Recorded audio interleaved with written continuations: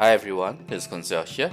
So today we're going to talk about Peculiar Conqueror 4, where you can complete these are the 5 tasks to accomplish. First one is it's quite the challenging one because you need to clear it in 2 minutes. Second one is easy, just get all 3 blessings activated. Shimmering path within 30 seconds. That's a bit of a challenge, but that's still doable. I'll show you guys how. And one-way traffic not stepping on a single round tile, that's easy as well. And without falling a single time, no landing, that's easy too. So effectively, the 2 difficult ones will be this, the first one, as well as the third one. Alright, let's move on to the actual challenges themselves.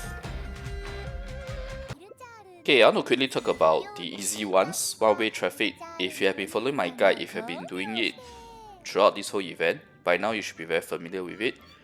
It's just a matter of doing it fast, right? Because you need to clear the under 2-minute challenge. So one thing I can advise is to attempt the under 2-minute challenge as the very last attempt, which means you could do 3 times of this event, today's event, get the other task cleared before you go for the less than 2 minutes. So this is a particularly easy one. Just remember 3 tiles each turn. That's it. Okay, so that's one-way traffic. Next is no landing. No landing is actually very easy to not fall. Just don't be greedy with the crowns. Make sure that you always reach the wind current before you fall. It's as simple as that. And it's really an easy challenge to get the to clear the Peculiar Conqueror task. And if you use a tall character, it's even easier to get the crowns because of their feet. It really makes a difference. Okay, we overshot, but it's fine. So anyway, I don't want to spend more time on the no landing because no landing is really straightforward and easy. So these two are the easy challenges, right? And getting three blessings is easy too. So now let's talk about the difficult ones. Let's talk about the Shimmering path first.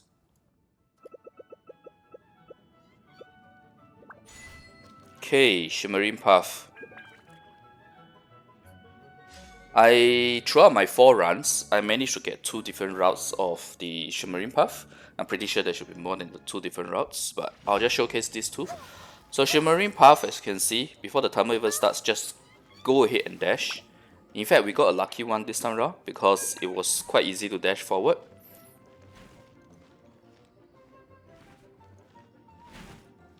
And with this, we managed to clear this in like 15 seconds. So Shimmering path is easier this time round because of the path, the route that we have. The other thing is also the fact that how should I put it? We are a bit more familiar with it now, having played through it the first time in the phase 3. So now with the final phase, I find that Shimmering path is a lot easier, especially to get the within 30 seconds. Of course, granted, this route is easier, so let's look at a more difficult route. Okay.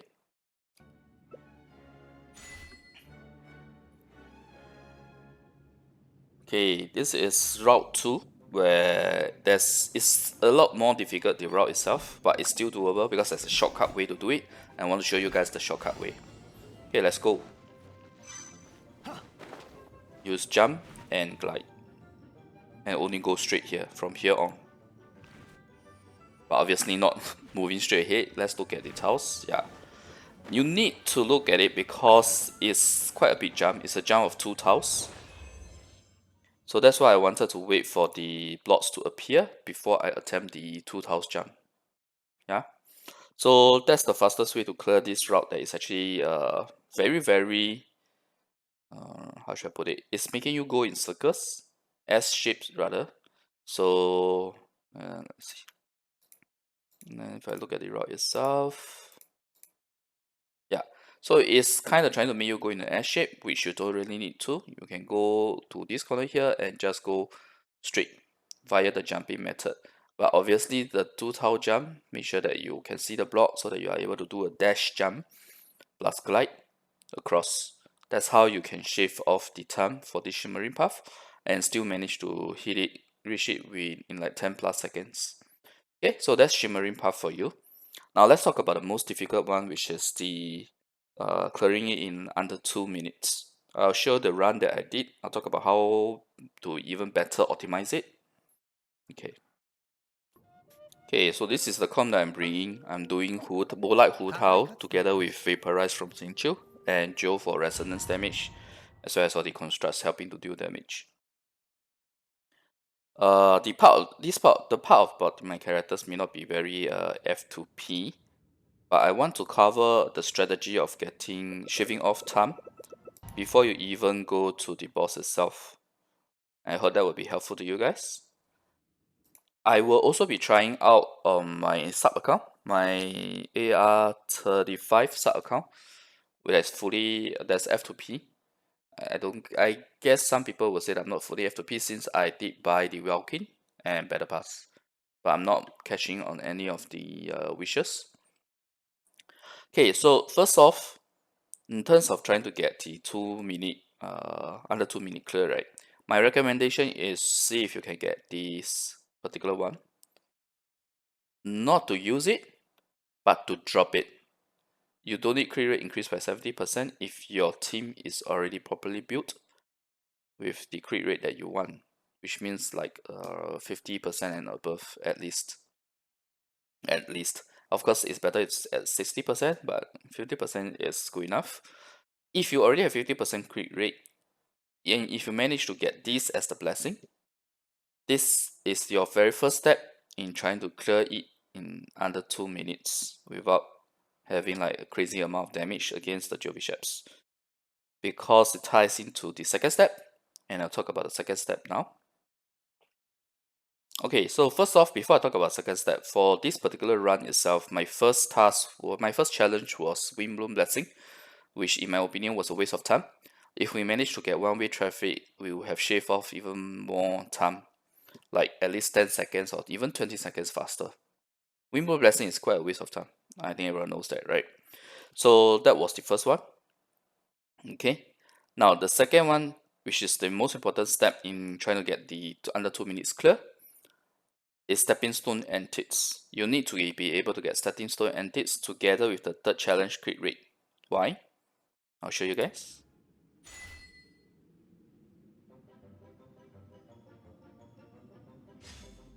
Now you see here that this is Stepping Stone. This time round, Stepping Stone is a bigger block, so it's easier. And I was doing this halfway when I suddenly realized that there's something I can do to shave off the time, which is actually to jump off the platform. Just drop like this, so that you can skip. You can shave off a lot of time. Now, if I had realized this earlier, I might not even get crowns. I'll just skip and dash right off. You can dash right off the very, very first time, and that will save you a lot of time.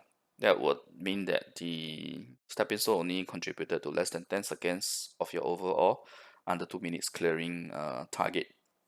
So that's why I say it's good to have the crit rate increased by 70% together with stepping stone, because that's the moment you know you just jump right off and end the stepping stone immediately. And if you got one-way traffic instead of Windblume Blessing as the first challenge, then it will be even better. So for me myself, I was a bit unlucky. We got the Windblume Blessing, but with the stepping stone antique, it's going to be very, very straightforward for us. Okay, now then the next one in this, I'll just show the challenge itself. Effectively, the strategy to meet under 2 minutes is really to go for a crit. If you can get a crit rate increase by 70% together with stepping stone, just jump off the stepping stone so that you can forego the crit rate increase by 70%, provided your team already has crit rate more than 50% each, and you'll be able to shave off a lot of time. Okay, now, and if your third challenge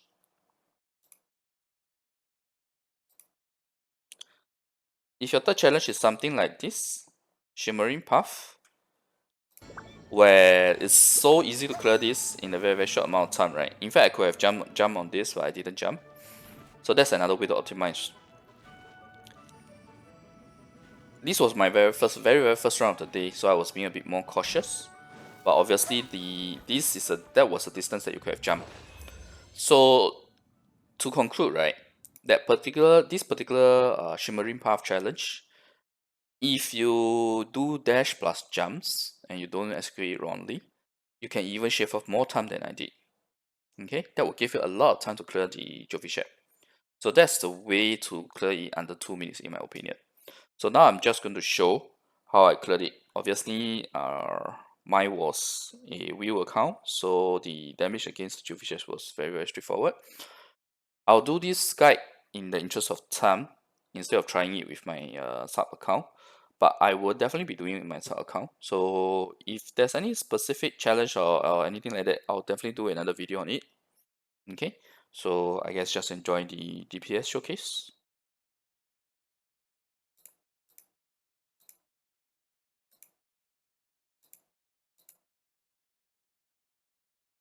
Oops. Okay. Yeah, I got hit by Barber the first time because I didn't even know that Barber would spawn. Like I said, this was the very first run.